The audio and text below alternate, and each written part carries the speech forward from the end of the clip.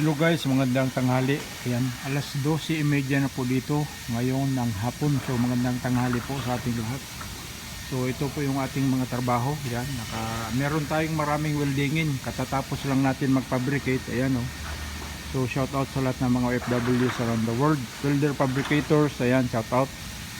Sa ating mga kababayan dyan sa Japan, sa Saudi, all over the world. Ayan, sa maabot ng ating video ngayon, maraming salamat sa inyo. Ito yung ating hanap buhay.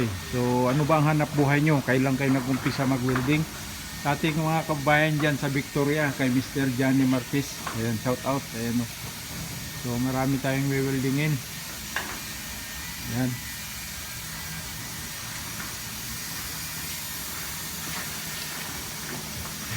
So ayan, yan yung mga trabaho natin. Oh.